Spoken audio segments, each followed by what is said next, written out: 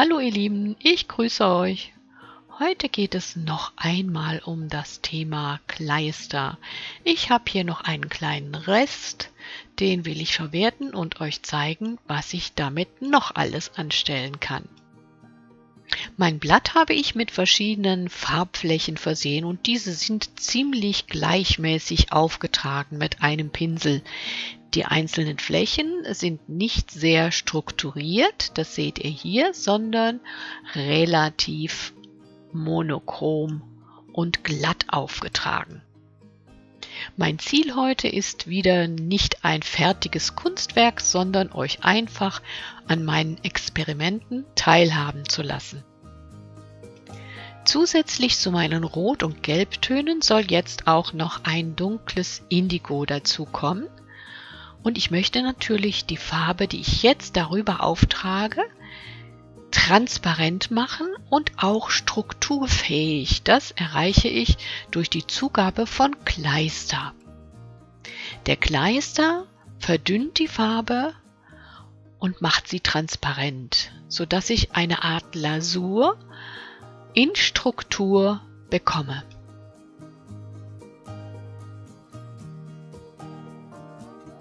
Ich behandle jetzt jede Fläche einzeln. Zu jeder Fläche mische ich mir eine transparente Farbe, die ich dann mit dem Kleister verdünne und auftrage.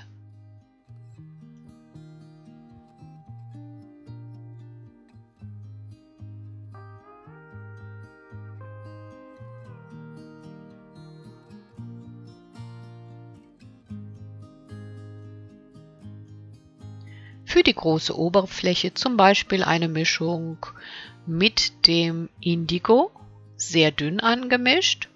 Und ihr seht hier schon, die Struktur des Pinsels kann man deutlich erkennen.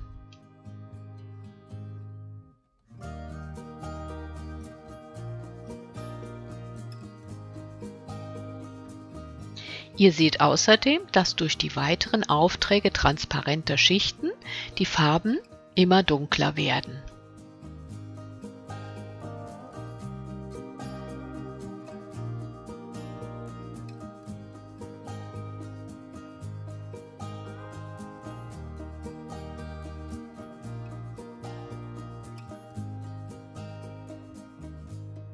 Hier seht ihr auch sehr schön, dass sich das aufgetragene Indigo mit dem darunterliegenden Gelb zu einem Grün mischt. Je nachdem, wie viel Kleister ihr der Farbe zumischt, sind die Strukturen mehr oder weniger deutlich.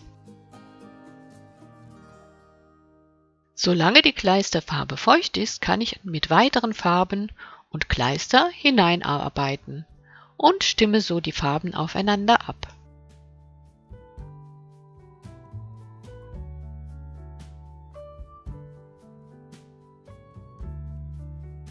Hier seht ihr, dass ich mit dem Pinsel auch nur relativ kleinteilige Strukturen hineinarbeiten kann, weil mein Pinsel auch nicht groß ist. Das macht das Ganze natürlich etwas unruhig. Mal sehen, was mir da gleich noch zu einfällt.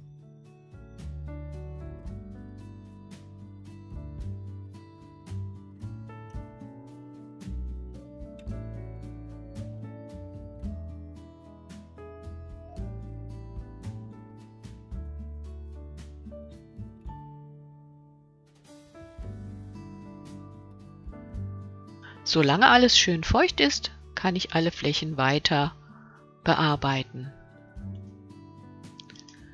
Mit einem feuchten, gut ausgedrückten Schwamm ziehe ich jetzt durch die Farbe. Zwischendurch den Schwamm gut auswaschen und wieder ausdrücken. Der Schwamm strukturiert die Flächen etwas sanfter und der Untergrund kommt wieder etwas zum Vorschein.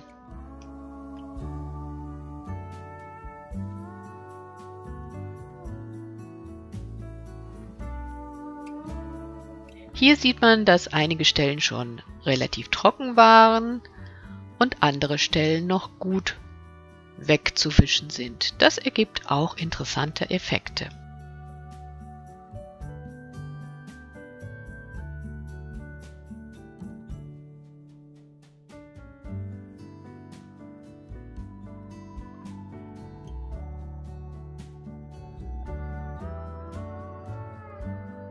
Die deutlichsten Effekte erzielt man, wenn die Untergrundfarbe hell war und die Kleisterfarbe darüber relativ dunkel.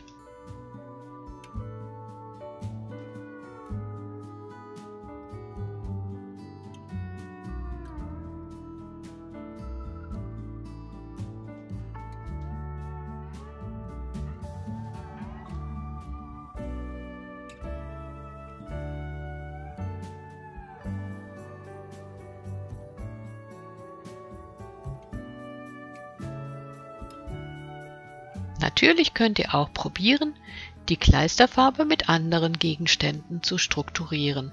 Also nicht nur mit Pinsel oder Schwamm, vielleicht auch mit einem Spachtel oder anderen Tüchern, Lappen etc.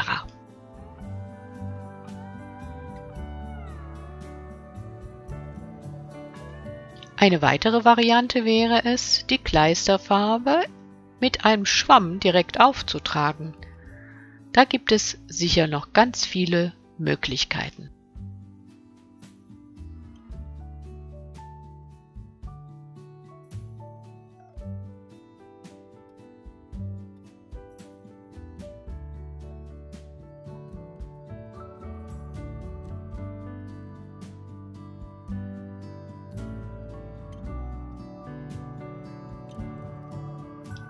Das lasse ich als kleines Beispiel einfach mal so stehen.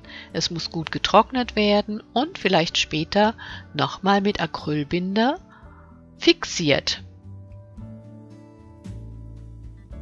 Wir schauen einmal, wie es vorher ausgesehen hat.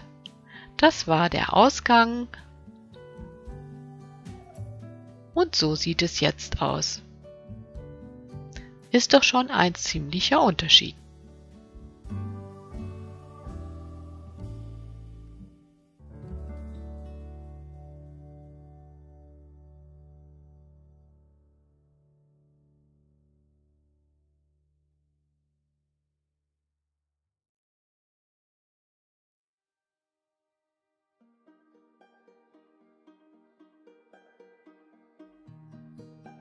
Ich möchte euch einfach nochmal ein anderes Bild zeigen, das ich in einer ähnlichen Technik erstellt habe. Diesmal habe ich allerdings nur Pinsel benutzt und keinen Schwamm.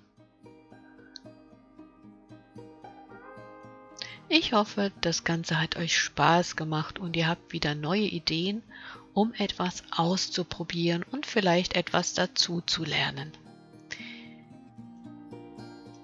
Und mit dem Kleister soll es auch weitergehen. Hier schon mal ein kleiner Blick auf das, was beim nächsten Video ansteht. Wieder eine Technik mit Kleister, Dekalkomanie und ich hoffe, ihr seid wieder dabei. Bis dahin, tschüss!